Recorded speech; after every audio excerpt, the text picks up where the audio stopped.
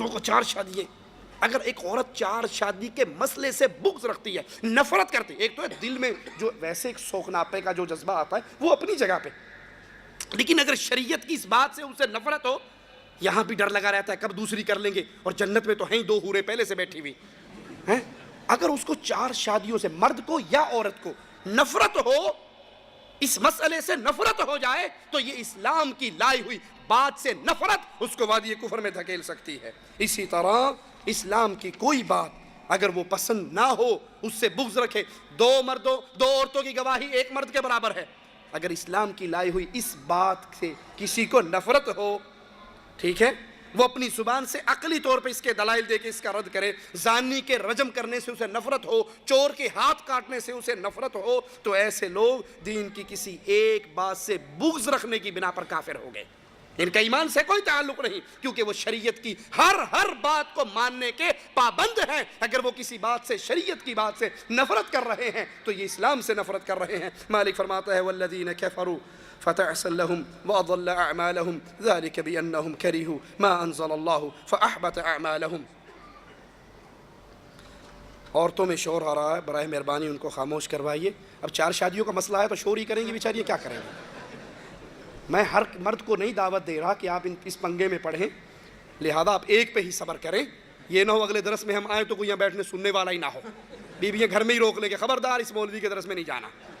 جو کرنا چاہیں, یہ وادی بڑی مشکل ہے, پھر اس میں عدل و انصاف آپ پہ فرض ہو جاتا ہے. امام الانبیاء علیہ الصلوۃ والسلام نے فرمایا جو 2 شادیاں کرتا ہے یا 1 سے زیادہ اس کی بیوی ہے اور وہ عدل نہیں کرتا, انصاف نہیں کرتا, قیامت کے دن ایسے اٹھے گا کہ اس کی ایک سائیڈ پہ فالج گرا ہوا ہوگا. ایک طرف جھک جانا, ایک کو لٹکا ہوا چھوڑ دینا, یہ بھی گناہوں کے اندر بہت بڑا گناہ ہے. اگر اس میدان میں اترنا ہے تو اچھی طرح سوچ کے اتریں کہ آپ کو دونوں کے درمیان انصاف کرنا پڑے گا. ٹائم میں انصاف, باریوں میں انصاف, کھانے میں انصاف ہے. تو مالک فرماتا ہے جو لوگ کافر ہوئے انہیں ہلاکت ہو, اللہ ان کے اعمال غارت کر دے گا. یہ اس لیے کہ وہ اللہ کے نازل کردہ دین سے ناخوش ہوئے, بس اللہ نے ان کے اعمال ضائع کر دیے. ذَلِكَ بِأَنَّهُمْ كَرِهُوا مَا أَنزَلَ اللَّهُ, جو اللہ نے نازل کیا اس سے نفرت کی. فَأَحْبَطَ أَعْمَالَهُمْ, ان کے اعمال برباد ہو گئے. بس اللہ کے نازل کردہ دین سے ناخوش ہونے والا کافر ہے, اس کے اعمال ضائع کر دیے جائیں گے. منافقین کے اعمال کے ضائع ہونے کی وجہ بھی یہی مالک نے بیان فرمائی کہ وہ اللہ کی رضامندی کو برا جانتے تھے. ذَلِكَ بِأَنَّهُمْ, یہ اس لیے یہ منافقوں کے اعمال کیوں برباد ہوئے کہ انہوں نے اس راستے پر چلے, اس راہ کے راہی بنے, اللہ کو انہوں نے ناراض کر دیا اور انہوں نے اس کی رضامندی کو برا جانا, تو اللہ نے ان کے سارے اعمال کو برباد کر دیا. اللہ سے دعا ہے اللہ ہماری خطاؤں کو معاف فرمائے. 5 ہم نے ناقد بیان کیے ہیں, کبھی اللہ نے زندگی میں پھر کبھی موقع دیا تو اگلی مجلس پھر برپا ہوگی, ٹائم کافی ہو چکا ہے. اللہ ہمارے گناہوں کو معاف فرما دے, اللہ ہماری خطاؤں کو معاف فرما دے, اللہ ہماری سیاہکاریوں کو معاف فرما دے, ہمیں زندہ رکھے, ایمان پہ رکھے, ہمیں موت دے تو اس حال میں دے. اللہ ہم سے راضی ہو, ہم اپنے اللہ سے راضی ہوں. ادھر ہماری روح نکل رہی ہو, ادھر ہمارے لیے جنت کے فیصلے ہو رہے ہوں. اقول قولی ھذا واستغفر اللہ لی ولکم ولسائر المسلمین فاستغفروہ انہ هو الغفور الرحیم.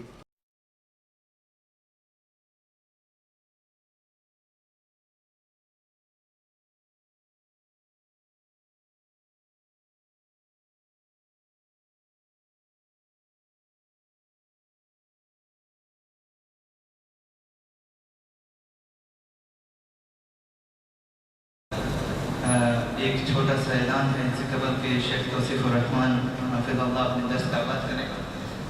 2 دروس میں تبدیلی کی گئی ہے کچھ وجوہات کی بنا پر.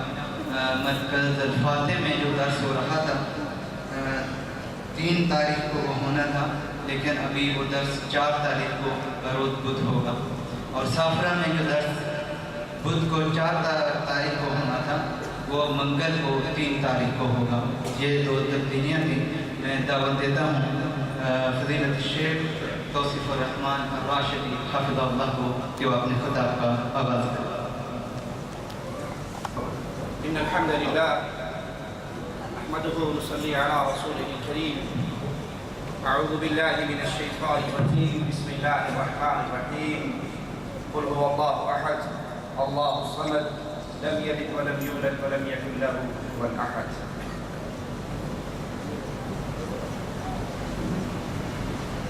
مسلمان پہ لازم ہے لا الہ الا اللہ پڑھ کر ایمان والوں میں شامل ہو چکا ہے کہ وہ ان باتوں کا علم حاصل کرے جن سے انسان دوبارہ وادی کفر میں لوٹ سکتا ہے، اور انہیں نواقض اسلام کہا جاتا ہے۔ سابقہ ملاقات میں ہم نے ان میں سے 5 بیان کیے تھے، آج اپنی بات کو آگے چلاتے ہیں۔ چھٹا نازل یہ ہے جس نے رسول اللہ صلی اللہ علیہ وسلم پر نازل شدہ کسی بات کا، کسی چیز کا مذاق اڑایا، اس نے کفر کا ارتکاب کیا، اگرچہ وہ مذاق کرنے والا اس کا ارادہ ہنسی ہی کیوں نہ ہو، مذاق ہی کیوں نہ ہو، وقت گزاری ہی کیوں نہ ہو۔ ابن عمر رضی اللہ عنہما سے روایت ہے، فرماتے ہیں جنگ تبوک سے واپسی پر ایک محفل میں ایک شخص نے صحابہ کرام کے بارے میں کہا کہ جو بڑے بڑے صحابہ ہیں ان میں باتونی ہیں، ان سے بڑھ کر باتونی کوئی نہیں، کھانے کے اندر پیٹو ہے، لڑائی میں بزدل ہے۔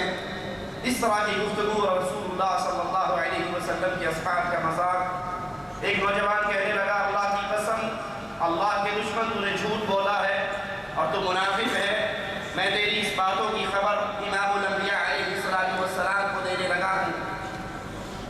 وہ اللہ کے نبی علیہ السلام کی مجلس میں پہنچتے ہیں، آسمان والا پہلے وحی کر کے بتا دیتا ہے، تو امام الانبیاء علیہ السلام اس شخص کو بلاتے ہیں۔ وہ کہتا ہے کہ ہمارا تو مجلس لگی ہوئی تھی، محفل لگی ہوئی تھی، وقت گزاری تھا، سفر کر کے آئے تھے، وقت پاس کرنے کے لیے ہم نے صرف ہنسی مذاق کے طور پہ یہ جملے کہے۔ ابن عمر رضی اللہ عنہما فرماتے ہیں میں اس شخص کو دیکھ رہا ہوں، وہ رسول اللہ صلی اللہ علیہ وسلم کی اونٹنی کے ساتھ چپٹا ہوا، پتھر اس کے پاؤں کو زخمی کر رہے، اور وہ کہہ رہا یا رسول اللہ صلی اللہ علیہ وسلم، ہمارا کوئی ارادہ کفر کا نہیں تھا، ہمارا ارادہ صحابہ کی توہین کا نہیں تھا، ویسے ہنسی مذاق کے اندر ہم نے یہ جملے کہے۔ اور امام الانبیاء علیہ السلام مالک یہ فرمان پڑھا رہے قل باللہ وآیاتہ ورسولہ کنتم تستہزئون، کہ اللہ سے، اس کی آیات سے، اس کے رسولوں سے تم مذاق کرتے ہو۔ لا تعتذروا قد کفرتم بعد ایمانکم، اب مذاق، اب معذرت پیش نہ کرو، اب بہانے نہ تلاشو۔ قد کفرتم، تم میرے نبی کے صحابہ کا مذاق اڑانے والوں کا انجام قرآن حکیم کی آیت سے سنیے۔ قد کفرتم، تم کافر ہو چکے ہو ایمان لانے کے بعد۔ یاد رکھیے جو رسول اللہ صلی اللہ علیہ وسلم کے صحابہ کا مذاق اڑائے، دین کی کسی چیز کا مذاق اڑائے، اور یہ عام روٹین ہو چکی ہے، یہ عام بات ہو چکی ہے۔ لطیفے سنانے والے جب بیٹھتے ہیں، لطیفہ گوئی کرتے ہیں، کوئی جنت کا مذاق اڑاتا ہے، کوئی داڑھی کا مذاق اڑاتا ہے، کوئی پردے کا مذاق اڑاتا ہے، کوئی حوروں کا مذاق اڑاتا ہے، دین اسلام کی باتوں پہ زبانیں دراز ہوتی ہے، کوئی رسول علیہ السلام کے صحابہ کا مذاق اڑاتا ہے۔ ایک ظالم اپنی گفتگو میں امام الانبیاء کے تینوں خلفاء کے بارے میں کہتا ہے کہ یہ تین، مراد اشارہ کرتا ہے تین، اور اس سے مراد ابو بکر، عمر اور عثمان رضی اللہ عنہم، کہتا ہے ان تینوں نے مل کر کسی کافر کو ایک چاقو بھی نہیں مارا، تو بہن کو مارنے سے تو انسان مجاہد اور بہادر نہیں بنتا، اور اشارہ کر رہا ہے عمر بن خطاب رضی اللہ عنہ کی طرف۔ یہ صحابہ کا مذاق کرنا، یہ صحابہ کے اوپر طنز کرنا، صحابہ کے اوپر جھوٹی تہمتیں لگانا، ان کے ایمان کا انکار کرنا، یہ ہماری گلیوں کی عام گفتگو ہے اور عام روٹین ہے۔ اسلام کی طرف نسبت کرنے والے کتنے ہی وہ لوگ ہیں جو رسول علیہ السلام کے صحابہ کا مذاق اڑاتے ہیں۔ سائیں اور ہونے نبی ال جاندہ پیا، جتنے بندے رسول دے نال آئے نا، انہاں کل ہور تے کسے جنگ وچ بندہ مویا کوئی۔ میں نے قرآن دی قسم غازی دا عالم سامنے جڑا بندہ میں نے کسے روایت وچ دکھایا نا، بینا رل کے بھی کسے نے چاقو مارے ہے۔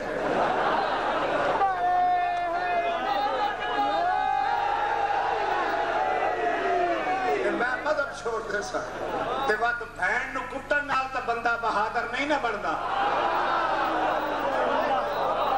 یہودی اپنے پاس سے چکے کتا نبی اپنے کپڑے کو اپنے ٹخنے سے بلند کرنا دین اسلام کا حکم ہے۔ کتنے ہی لوگ ہیں اس کا مذاق اڑاتے ہیں، اگر کسی کی شلوار ٹخنے سے اوپر ہے تو اچھا بھلا نماز پڑھنے والا بھی کہتا ہے تکلیف آئی ہے؟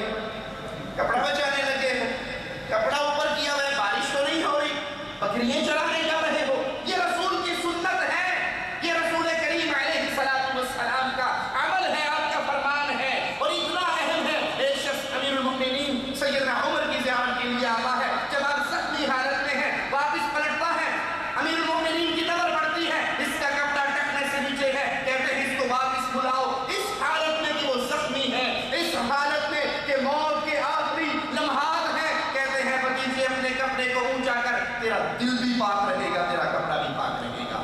اس کا مذاق عام ہے، کسی نے داڑھی رکھ لی، وہ اچھا بھلا آدمی جو ہی داڑھی رکھتا ہے اسے ملا کہتا ہے، کوئی صوفی کہتا ہے، کوئی ملوانا کہتا ہے، کوئی اس کو کوئی القاب دیتا ہے، کوئی لقب دیتا ہے، کوئی پردہ کرنے عورت اس کے پردے کا مذاق اڑایا آتا ہے، تو ہری داڑھی حاجن ہو گئی، 16 سال تیری عمر ہے، بڈھی ہوگی تو پردہ کرنے نا، ارے تو نے ابھی سے داڑھی رکھ لی، ابھی تو تیری شادی بھی نہیں ہوئی ہے، اور داڑھی والے کی شادی شاید ہوا ہی نہیں کرتی، داڑھی پہ مذاق ہے، پردے پہ مذاق ہے، شلوار کو ٹکنے سے اونچا کیا جائے تو مذاق ہے، کوئی ہاتھ کے اشارے سے مذاق کرتا ہے، کوئی آنکھ کے اشارے سے مذاق کرتا ہے۔ یاد کر لیجیے دین اسلام کی کسی بات کا مذاق اڑانا یہ انسان کو وادی کفر کی طرف دھکیل دیتا ہے۔ تراویح ایک بہت بڑی عبادت ہے، یہی ایک ظالم تراویح کا مذاق اڑاتے ہوئے کہتا ہے کہ اگر کوئی مجھے 1,00,000 روپیہ دے اور کہے کہ رمضان کی راتوں میں ایک رات صرف تراویح پڑھ لو، یہ تراویح پڑھنے والے وہ بھی ساری رات پریڈ کرا کرا مار دیتے ہیں، کہتا ہے اگر 1,00,000 روپیہ بھی دے تو میرا تو جواب ہے میں تراویح کے نیڑے بھی نہیں جاؤں گا۔ مینو ساری کائنات مرشد کھڑا ہو کے آکھے نا فاضل الوی ایک رات تراویح پڑھ، میرا توتا جواب میں نہیں پڑھا۔ میں ایک مولوی نو آکھیا گل سونا بندے دیا پترا، نہ رسول پڑھیے نہ سونے صدیق پڑھیے تے تسی ساری رات پریٹ کرا کرا کے بندے نو مار دیندے ہو، یہ تسی کتھوں لے ہیں؟ اے کہ سانو حضرت عمر دیتی ہیں، میں کہا وہ تو اور بھی بڑا کچھ دندے سے نہیں سنے ہاں۔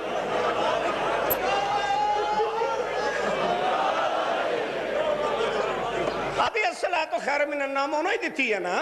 یہ تراویح کا مذاق اڑانے والے، یہ روزوں کا مذاق اڑانے والے، یہ نماز کا مذاق اڑانے والے، یہ اسلام کی باتوں کا مذاق اڑانے والے نہیں سمجھتے کہ ان کا یہ جملہ کہیں انہیں وادی کفر میں نہ لے جائے۔ یہ داڑھی اللہ کی نبی کی سنت ہے۔ ایک ظالم اس داڑھی کا مذاق اڑاتے ہوئے کہتا ہے چونکہ اہل حدیث علماء اللہ ان پر رحمت فرمائے، اللہ ان کی حفاظت فرمائے، اللہ ان کی کثرت فرمائے، ان کی داڑھی سنت کے مطابق ہوتی ہے۔ مطالب کہتا ہے اگر آپ نے سکھوں کو دیکھنا ہے تو شیخ عبدالعزیز نورستانی کو دیکھ لو، یا حرم میں بیٹھ کے درس دینے والے فضل حق ابو عمر کو دیکھ لو، اہل حدیث مولویوں کے چہرے سکھوں جیسے ہوا کرتے۔ اور ان کے ساتھ ہی بابفاد والی طرف ایک غیر مقلد بنگالی طرف دیتا ہے جس کی بہت بڑی لمبی داڑھی ہے سکھوں جیسی۔ آپ نے سکھ دیکھے ہیں جی؟ آپ کے پاس یہ بارے میں تو کافی سکھ ہیں، زیارت کی ہوگی نا آپ نے، اگر زیارت نہیں کی کسی نے تو غیر مقلدوں کی زیارت کر لے تو سکھوں کی زیارت کا شوق پورا ہو جائے گا۔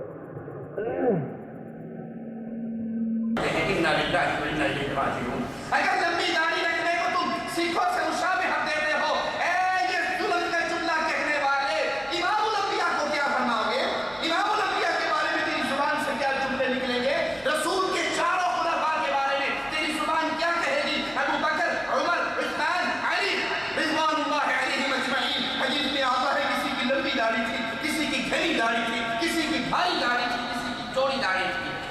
آپ اہل حدیث علماء کا مذاق نہیں اڑا رہے، بلکہ آپ رسول کی سنت کا مذاق اڑا رہے، اور جو دین اسلام کی کسی ایک چیز کا مذاق اڑائے یہ اس کو بعد یہ کفر میں لے جاتا ہے۔ ایک شخص وہ ہے جو داڑھی رکھتا نہیں ہے، ایک عورت وہ ہے جو پردہ کرتی نہیں ہے، ایک شخص وہ ہے جس کی شلوار ٹکنے سے نیچے رہتی ہے، یہ گناہ گار ہے، لیکن جو اس کا مذاق اڑائے، جو اس پہ طنز کرے، جو اس پہ زبان دراز کرے، جو اس کو ہنسی اور ٹھٹھے کی چیز بنائے، یہ چیز اس کو برباد کرنے کے لیے کافی ہے۔ ایک ملنگی نماز کا مذاق اڑاتے ہوئے کہتی ہے بابا جی کے عرس میں آئی تھی، پوچھنے والا پوچھتا ہے کتنی کدی نماز بھی پڑھی ہے؟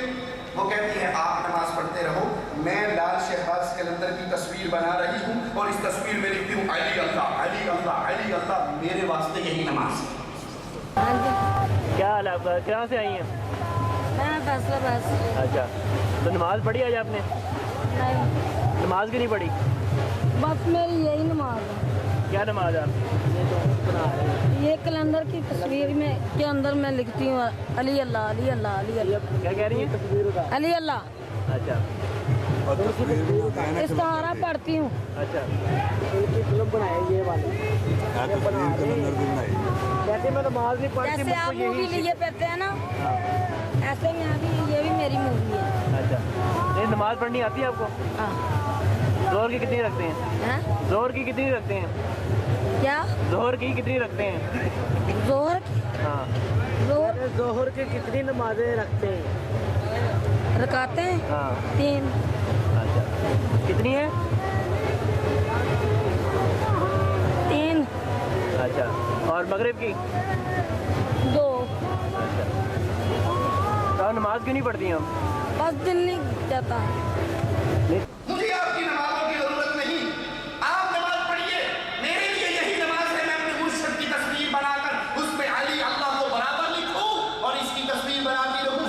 मेरी नमाज वाला खाता पूरा हो जाएगा। तू फिर मैं पूजा के नमाज पढ़ना।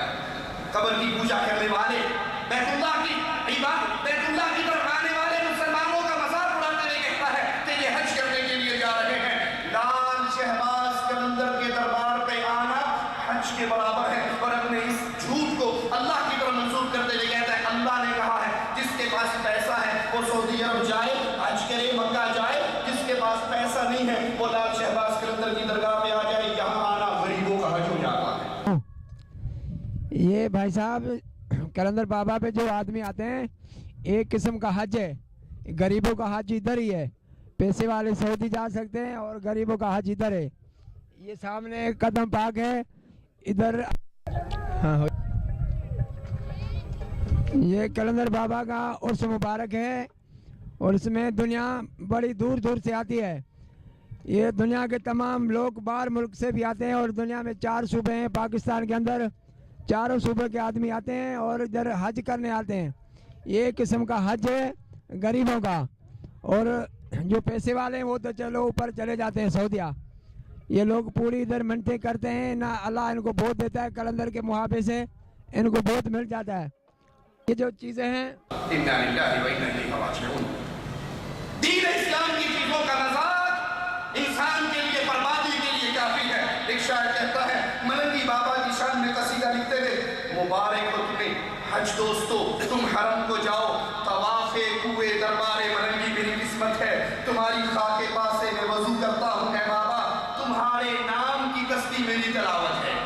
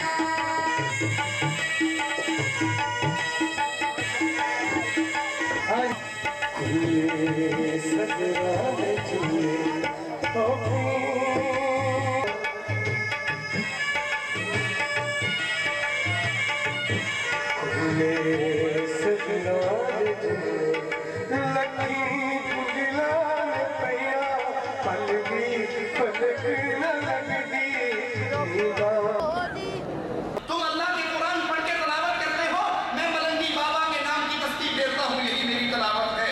इसे सजदा कहो या सलामी इश्क वालों की, मलंगी आस्था पे सर झुकाना मेरी आदत है। जिसको चाहा हमेशा वो तसव्वुर है तेरा, जिसकी पूजा की हमेशा वो तेरी तस्वीर है। सरफरीदी का सदा इस आस्था पे हम रहे, ये मेरे ज़ौक़े इबादत की सही तफसीर है। वो पीरों को सजदे करने को इबादत मान रहा है, इसकी कब्र के चक्कर मारने को हज मान रहा है, तो इस्लाम की तमाम चीजों का यह मजाक उड़ाता है। जन्नत अल्लाह की बहुत बड़ी नेमत है। ऐ अल्लाह मुझसे दुआ है हम जितने तेरे बंदे तेरे घर में बैठे हैं, जैसे तूने इस घर में जमा किया है, अल्लाह अपने जन्नतुल फिरदौस में जमा करवाना। इस जन्नत का मजाक उड़ाना, शायरों के कलाम को सुनकर पढ़कर दिल बहला मेरे को गालिब ये गुमा अच्छा है, ये जन्नत ही के बारे में बोला गया, तो ये मजाक के अंदर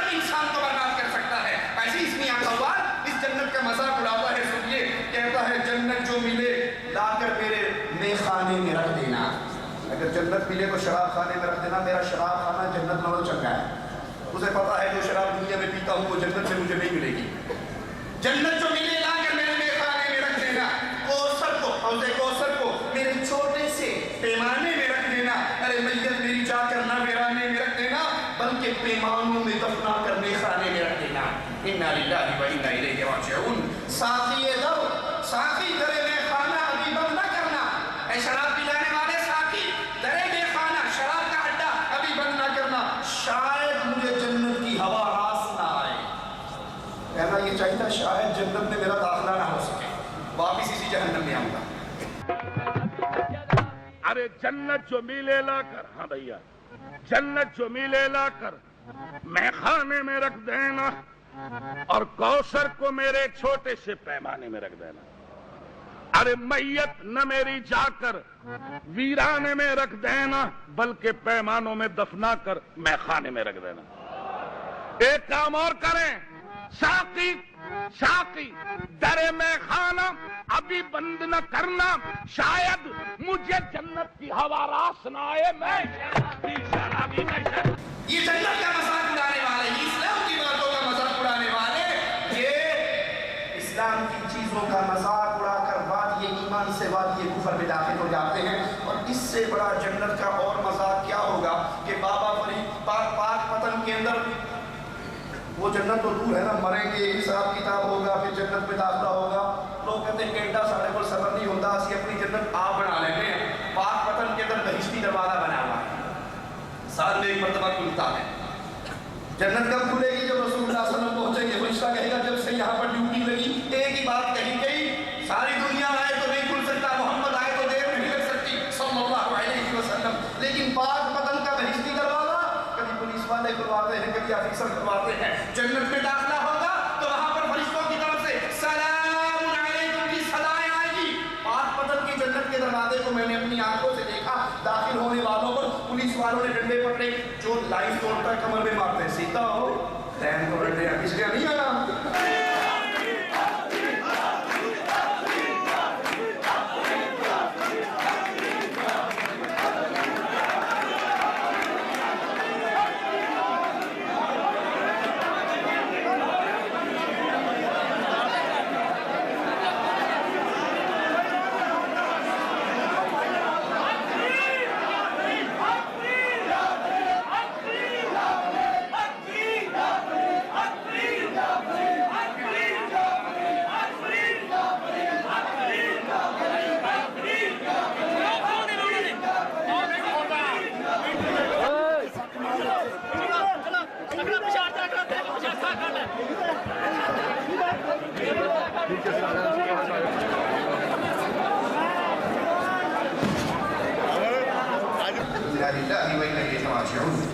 اسی طرح جادو اپنی تمام قسموں کے ساتھ, مثلا جادو کے ذریعے آپ نے اعلان سنے ہوں گے, اخبارات میں پڑھے ہوں گے, سنڈے میگزین دیکھا ہوگا, انڈیا پاکستان کی دیواروں میں دیکھا ہوگا, محبوب قدموں میں پتھر دل محبوب کو 2 منٹ میں موم کرنے والے, محبوب چیز سے متنفر کرنا اور شوہر کے دل میں بیوی کے خلاف نفرت پیدا کرنا. اسی طرح جادو کے ذریعے انسان کو اس کی ناپسندیدہ چیز کی طرف مائل کرنا. تو نے کہا وہ کوئی تمنا نہیں جو پوری نہ ہو سکے. بنگالی بابا 16 ملکوں کے چکر کاٹ کے آج ملتان میں آیا ہے, اور اس کے اگر جیب تلاش کرو گے پاسپورٹ بھی نہیں ہوگا. یہ جھوٹ بولنے والے, یہ جادو کی تجارت کرنے والے, یہ سفلی کانے علم کا آوازہ لگانے والے, اصل میں یہ شیطان کی عبادت کرنے والے ہیں, یہ شیطان اور جنات کی پوجا کرنے والے ہیں. جس نے جادو کیا, جو جادو پر راضی ہوا, جادو کرنے والا, کروانے والا, جادو پہ راضی ہونے والا, وہ کفر کرتا ہے. مالک کا فرمان سنیے, وَمَا يُعَلِّمَانِ مِنْ أَحَدٍ حَتَّى يَقُولَا إِنَّمَا نَحْنُ فِتْنَةٌ فَلَا تَكْفُرْ. جادو کی تعلیم شیطان کی طرف سے ہے, اور یہ جادو کی تعلیم کفر ہے. وَلَكِنَّ الشَّيَاطِينَ كَفَرُوا يُعَلِّمُونَ النَّاسَ السِّحْرَ. جادو ایک حقیقت ہے, اس لیے اللہ تعالیٰ نے اس سے پناہ مانگنے کا حکم کیا ہے. یہ شیاطین سکھاتے ہیں, یہ شیاطین کا کام ہے, یہ اہل ایمان کا طریقہ نہیں ہے. اور جو پڑھ کر پھونکے مارتے ہیں گروہوں پر, کالے دھاگے پر, اکثر دیکھا ہو نوجوانوں کے یہاں بھی کالا دھاگا, گلے کے اندر بھی کالا دھاگا. بھئی گلے میں کالا دھاگا کیوں؟ مولوی صاحب میں سوکڑا سیتے پھرنا ہے, بڑی سرکار دیکھو میاں صاحب خود کو بابا جی نے پھونکا مار کے لکھتا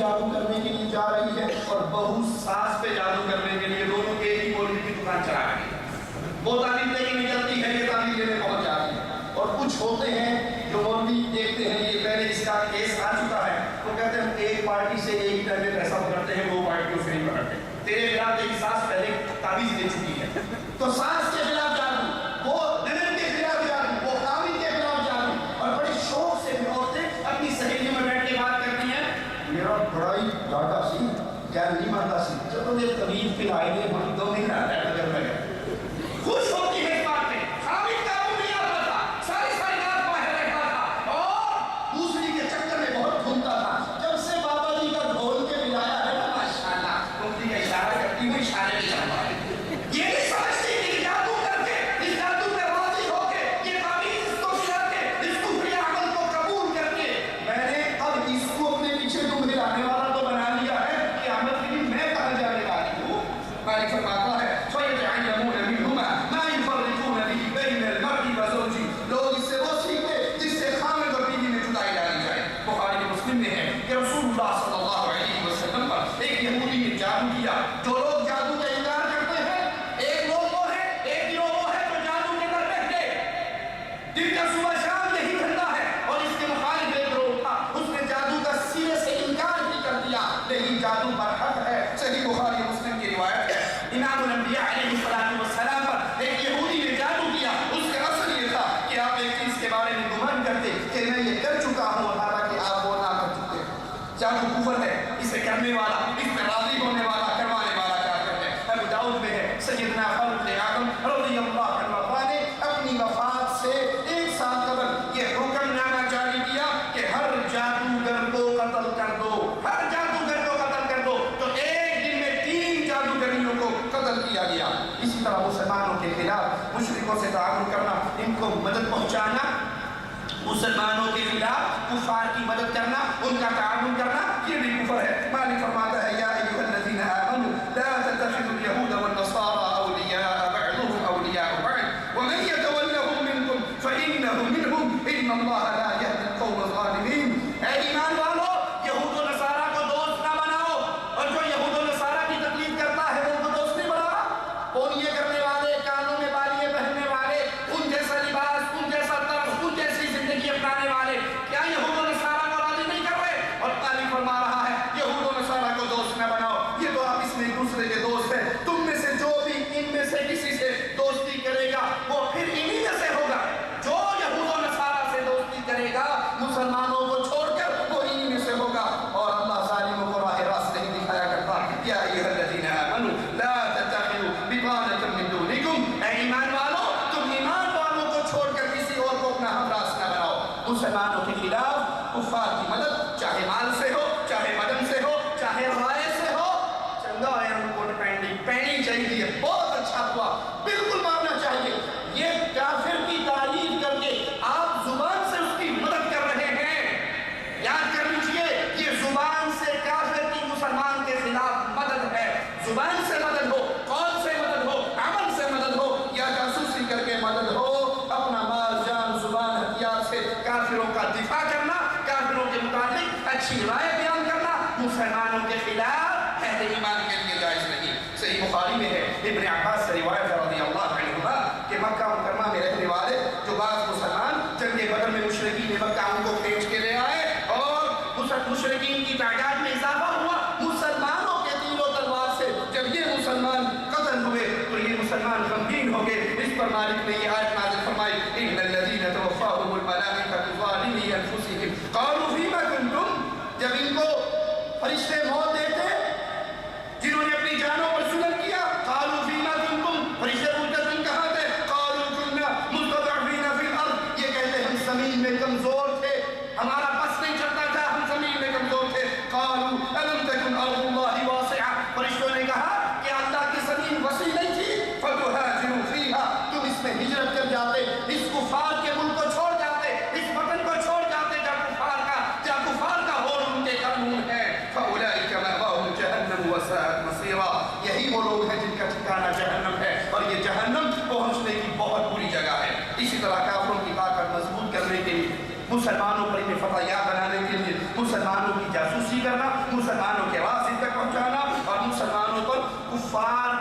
غلبے کی کوشش کرنا مسلمانوں کے لیے حرام ہے۔ اس شخص نے یہ عقیدہ رکھا کہ بعض لوگ ایسے ہیں جو شریعت محمدیہ سے آزاد ہیں، تو یہ عقیدہ رکھنے والا کیا کرے گا؟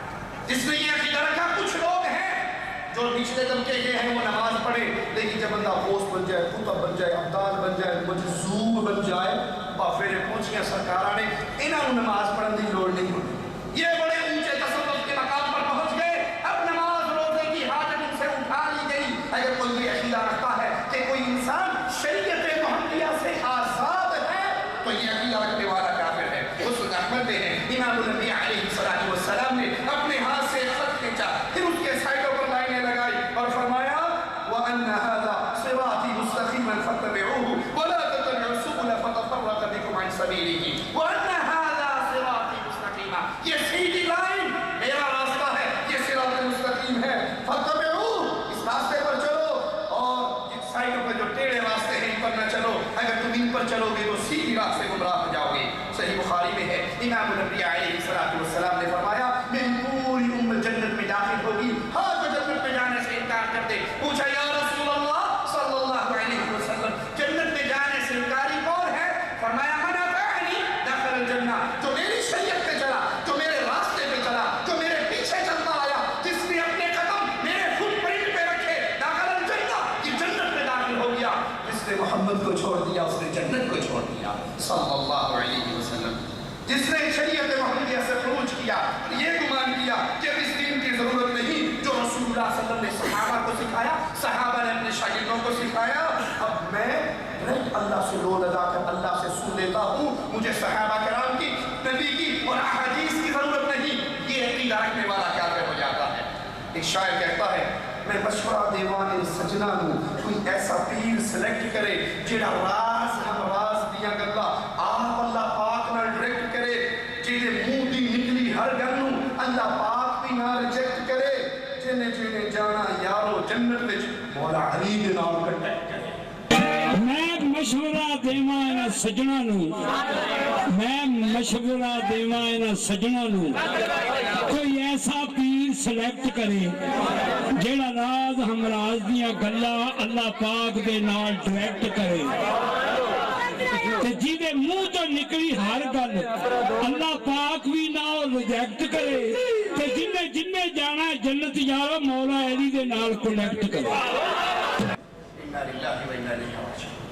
یہ کہتے ہیں ہم نے جس کو پیر پکڑا ہے، ہم نے جس کو امام پکڑا ہے، اسے اب نبی کی ضرورت نہیں ہے، وہ ڈائریکٹ اللہ سے رابطہ کر لیتا ہے، اس کی ڈائریکٹ اللہ سے لو لگی ہوئی ہے، ہر مسئلہ اللہ سے پوچھ کے کرتا ہے۔ کتنے ہی مولویوں نے یہ دعویٰ کیا کہ اتنے سال تک میرے دل میں پیر بیٹھا رہا، میں پیر سے پوچھے بغیر کام نہیں کرتا تھا، اتنے سال تک میرے دل میں نبی رہے، نبی سے پوچھے بغیر کام نہیں کرتا تھا، اتنے سال تک پھر میرے دل میں اللہ رہا، ہر بات میں اللہ سے پوچھ کے کرتا تھا۔ اگر کوئی اللہ سے سننے، اللہ سے پوچھنے اور ڈائریکٹ اللہ سے احکامات لینے کا اعلان کرے، محمد کریم کو باہر نکال کر شریعت محمدیہ سے آزاد ہو کر، تو یہ بندہ یہ عقیدہ رکھنے والا مسلمان نہیں رہتا۔ ایک مولوی صاحب اپنی کتاب فضائل اندر ایک واقعہ لکھتے ہیں کہ مسجد نبوی میں امام عبدالرزاق رحمہ اللہ حدیث کا درس دے رہے ہیں، درس حدیث دیتے ہوئے ایک شخص ایک کونے میں بیٹھا، تو اس کے پاس خضر علیہ السلام چل کر گئے۔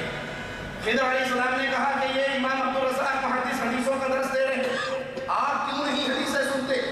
اس گھٹنوں پہ سر رکھے والے مرید کا جواب سنیے، کہنے لگا کہ یہ وہ لوگ ہیں جو عبدالرزاق سے حدیث سنتے ہیں، میں وہ ہوں جو ڈائریکٹ رزاق سے حدیث سنتا ہوں، مینوں واسطے پان کی لوڑ ہی کوئی نہیں، میرا ڈائریکٹ اللہ سے رابطہ ہے۔ کہا اچھا اگر تو اتنا پہنچا ہوا ہے تو بتا میں کون ہوں؟ اس نے سر اٹھایا، غور سے دیکھا، کہا اگر فراست کام کرتی ہے تو آپ خضر علیہ السلام ہیں۔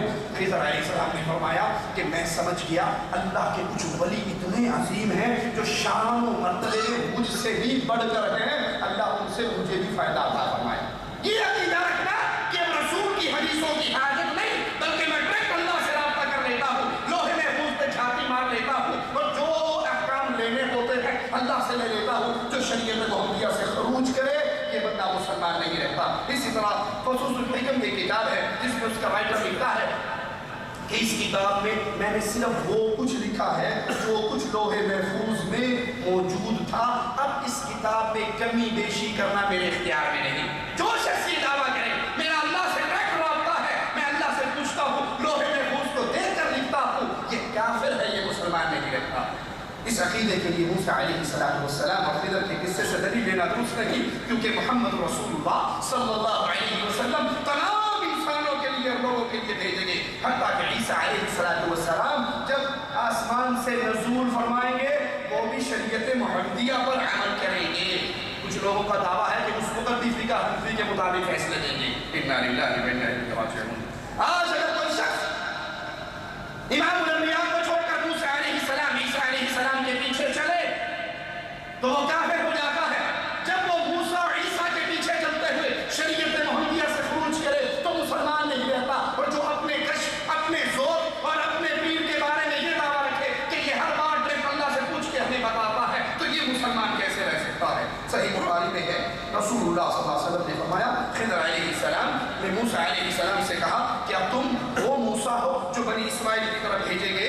انہوں نے کہا ہاں میں وہ ہوں, تمہارے پاس اس لیے آیا ہوں جس اللہ نے جو ہدایت کی باتیں تمہیں سکھائی ہیں وہ مجھے سکھا دو. انہوں نے کہا یاد رکھو اے موسیٰ, میں اللہ کی طرف سے اس علم پر ہوں جس کا تجھے خبر نہیں ہے, اور تو اللہ کی طرف سے اس علم پر ہے جس کی مجھے خبر نہیں. موسیٰ علیہ السلام بنی اسرائیل کے لیے بھیجے گئے, لیکن محمد مصطفیٰ صلی اللہ علیہ وسلم پوری انسانیت اور قیامت تک کے لیے بھیجے گئے. قل یا ایھا الناس انی رسول اللہ الیکم جمیعا. مالک کہتا ہے نبی سے کہو اے لوگو میں تمہاری طرف تمام کے تمام قیامت تک کے انسانوں کے لیے میں تمہارے لیے رسول بنا کر بھیجا گیا.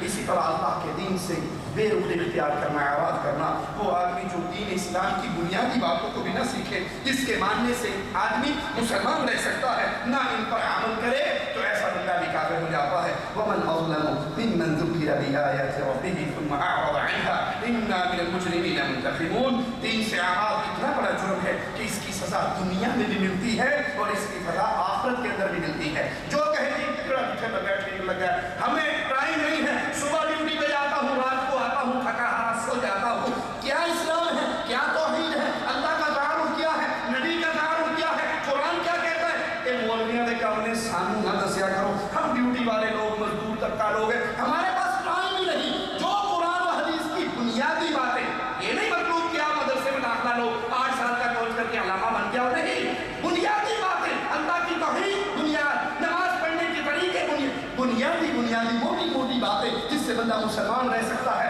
اگر کوئی اس کو بھی نہ سیکھے اور اللہ کے دین سے منہ موڑے, دنیا میں کیا سزا ملتی ہے؟ وَمَنْ أَعْرَضَ عَنْ ذِكْرِي فَإِنَّ لَهُ مَعِيشَةً ضَنكًا وَنَحْشُرُهُ يَوْمَ الْقِيَامَةِ أَعْمَىٰ. جو اللہ کے دین سے منہ موڑتا ہے, دین کو نہیں سیکھتا, دنیا کے اندر اس کا رزق تنگ کر دیا جاتا ہے, قیامت کے دن اسے اندھا کر کے اٹھایا جائے گا. یہ اندھا کیوں اٹھایا جائے گا؟ اس کو اندھا کیوں کیا جائے گا؟ کیونکہ دنیا میں اس نے دین سیکھنے کے لیے اپنی آنکھیں بند کر لی تھی. 2 رکعت نماز میرا جو حالی مانتا ہوئی میرا اللہ اکبر, مجھے ضرورت نہیں قرآن پڑھنے کی, مجھے ضرورت نہیں توحید سیکھنے کی, مجھے ضرورت نہیں نماز کا طریقہ سیکھنے کی. جو مولوی صاحب کہہ دیتے ہیں میں پیچھے ایمان کے اللہ اکبر, جس نے اس طرح دین اسلام کی موٹی موٹی بنیادی باتوں کو سیکھنے سے انکار کیا, وہ دنیا میں اندھا ہے, قیامت کے دن بھی اندھا ہو کے اٹھے گا. اسی طرح جو اللہ کو, اس کے رسول کو, کسی فرشتے کو گالی دیتا ہے تو وہ کافر ہو جاتا ہے. انبیاء رسول میں سے کسی کا انکار کر دے, محمد صلی اللہ علیہ وسلم کے بعد کسی اور نبی کی آمد کو تسلیم کر لے کہ محمد صلی اللہ علیہ وسلم بھی نبی ہیں, اور قادیان کے اندر بھی جو ہمارا آیا ہے وہ اپنی رسول آیا ہے, اس کو بھی ماننا ضروری ہے. جو نبی کے بعد کسی اور نبی کی نبوت کو تسلیم کرے, اس کا قائل ہو, ایسے انسان بھی کافر ہو جاتا ہے. شریعت کے فرائض میں سے کسی فریضے کا منکر ہو, نماز کا انکار کر دے, روزے کا انکار کر دے, کسی ایک چیز کا انکار کر دے, یہ انسان بھی مسلمان نہیں رہتا. اللہ کے حرام کردہ زنا, شراب, چوری, جادو وغیرہ جتنی چیزیں اللہ نے حرام کی ہے ان کو حلال سمجھے. ایک ہے زنا کرے اور اپنے آپ کو گناہ میں ملوث سمجھے, گناہگار ہے. ایک وہ جو کہے عزیز میاں قوال کی طرح کہ جب کوئی پلائے معشوق شراب پھر نہیں رہتی, حرام پی لیجئے, وہ اس کو حلال مانے. اللہ کے حرام کردہ کو جب کوئی حلال مانتا ہے, یہ عقیدہ رکھتا ہے کہ یہ حلال ہے, تو ایسا انسان بھی کافر ہو جاتا ہے. قرآن پاک کی توہین کرے, اس کو غلاظت میں پھینکے, اس کی اہانت کرے, تو ایسا انسان بھی مسلمان نہیں رہتا. اللہ فرشتوں, رسولوں, کتابوں اور آخرت میں سے کسی چیز जिसका इनकार करने वाला भी मुसलमान नहीं रहता। अल्लाह की सिफत मसलन अल-हय, अल-क़य्यूम, अस-समीअ, अल-बसीर, ये अल्लाह की सिफात है। अल्लाह की सिफात में से किसी एक सिफ़त का इनकार करने वाला भी मुसलमान नहीं रहता। इसी तरह तक़दीर का इनकार करने वाला भी मुसलमान नहीं रहता। इन्ना कुल्ल शैइन ख़लक़नाहु बिक़दर, बेशक हमने हर चीज़ को एक मुक़र्रर अंदाज़े पर पैदा किया। सही मुस्लिम में है, इमाम नबी अलैहिस्सलातु वस्सलाम ने फरमाया हर चीज़ तक़दीर के साथ है, हत्ता कि नादानी और दानाई भी। अइम्मा अहले सुन्नत ने इस जैसी आयत और अरकान ईमान को वादा करने वाली सही हदीस से इस्तेदलाल करते हुए तक़दीर इलाही का इस्बात किया, जिसका मतलब ये है कि अल्लाह ताला को मखलूक़ात के पैदा करने से पहले उनका सारा इल्म था और उसने सबकी तक़दीर लिख दी। अबू दाऊद में है, इमाम नबी ने फरमाया तक़दीर का मुनकर इस उम्मत के मजूसी हैं, अगर बीमार हो जाए उनकी इयादत ना करो, अगर मर जाए तो उनका जनाजा ना पढ़ो। या क्या कहते हैं, मैंने इब्ने उमर से कहा कि कुछ लोग कुरान पढ़ते हैं, इल्म का दावा करते हैं और तक़दीर को नहीं मानते, वो ये समझते हर चीज़ अपने आप ही हो जाती है।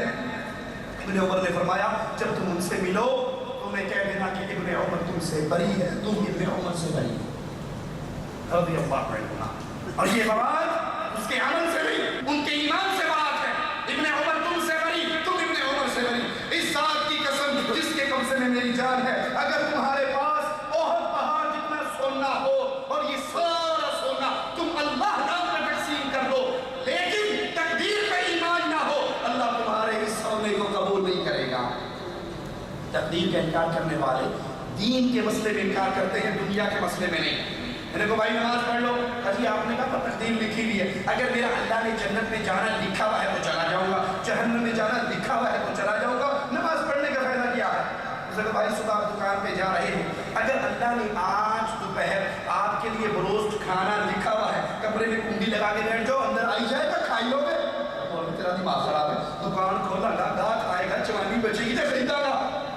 दुनिया के अमूर में तक़दीर को नहीं मानते, तक़दीर का इनकार नहीं करते, बल्कि असबाब को इख्तियार करते हैं, लेकिन जब मामला दीन का आता है तो नमाज पढ़ने की जरूरत नहीं, जहाँ लिखा है कहीं ना कहीं तो जाना है, तो ये तक़दीर का इनकार ही है। रज़ियल्लाहु अन्हुमा कि अगर ये ओहद पहाड़ सोना अल्लाह नाम पे खर्च कर दे, अल्लाह इनके इस अमल को कबूल नहीं करेगा। और फिर हदीस जिब्राइल बयान करते हुए फरमाया कि अल्लाह के रसूल सल्लल्लाहु अलैहि वसल्लम ने फरमाया तुम अल्लाह, उसके फरिश्तों, उसकी किताबों, उसके रसूलों, आखिरत के दिन और तक़दीर के खैर और शर होने पर ईमान लाओ। अबू दाऊद में है, रसूलुल्लाह सल्लल्लाहु अलैहि वसल्लम ने फरमाया अगर अल्लाह ताला तमाम आसमान और ज़मीन वालों को अज़ाब दे तब भी अल्लाह की तरफ से ये जुल्म नहीं होगा। तमाम आसमान और ज़मीन वालों को अज़ाब दे तब भी उन पर जुल्म नहीं होगा। अगर अल्लाह इन पर रहमत करे तो उनकी रहमत उनके अमाल से बढ़कर होगी। अगर किसी आदमी के लिए ओहद पहाड़ जितना सोना हो, वो सारा सोना अल्लाह के नाम पे खर्च कर दे, अल्लाह ताला इस वक्त तक इसे कबूल नहीं करेगा जब तक वो अच्छी और बुरी तक़दीर पर ईमान न ले आए और इसे ये यकीन न हो जाए जो कुछ उसे मिल गया है वो उससे छूट नहीं सकता, जो उससे छूट गया है वो उसे मिल नहीं सकता। अगर वो तक़दीर के अकीदे को माने बगैर मर जाए तो अल्लाह उसे जहन्नम में दाखिल करेगा। जो इंसान इस कुफर का इत्तिकाद करे वो मुर्तद हो जाता है। सही बुखारी में है, इकरमा फरमाते हैं सैयदना अली के पास कुछ ऐसे लोग लाए गए फितना इर्तिदाद के शिकार होने वाले, सैयदना अली ने उनको जिंदा जला दिया। अब्दुल्लाह इब्न अब्बास को खबर हुई रज़ियल्लाहु अन्हुमा, फरमाने लगे अगर मैं वहाँ होता तो उनको जलाने न देता, क्योंकि रसूलुल्लाह सल्लल्लाहु अलैहि वसल्लम ने फरमाया अल्लाह जैसा अज़ाब किसी को ना दो बल्कि उनको कत्ल करता, क्योंकि इमाम नबिया का फरमान है जो अपना दीन बदल ले मुर्तद हो जाए उसकी सजा कत्ल है। बुखारी मुस्लिम में है, इमाम नबी अलैहिस्सलातु वस्सलाम ने फरमाया जो ला इलाहा इल्लल्लाह मुहम्मद रसूलुल्लाह की गवाही दे उसका खून बहाना हराम है सिवाय तीन वजह से। पहली वजह जान के बदले जान, कातिल को मकतूल की वजह से कत्ल किया जाएगा। दूसरी वजह ज़ानी शादीशुदा होकर ज़िना करे इसको कत्ल किया जाएगा। और अपने दीन को तरक कर देने वाला, जमात से जुदा होने वाला। बुखारी मुस्लिम में है सैयदना अबू बकर सिद्दीक़ रज़ियल्लाहु अन्हु के दौर में कुछ लोगों ने जो नमाज पढ़ते थे, रोजे रखते थे, ज़कात देने से इनकार किया तो तमाम सहाबा ने उनको काफिर जाना और उनसे जिहाद किया। अबू बकर सिद्दीक़ ने फरमाया अगर तुम सारे भी लौट जाओ मैं तन्हाई से जिहाद करूंगा। किसने नमाज और ज़कात में फर्क की? वो एक रस्सी जो रसूलुल्लाह सल्लल्लाहु अलैहि वसल्लम को दिया करते थे, मुझसे रोकेंगे तो इस रस्सी को लेने के लिए मैं इनसे जिहाद करूंगा।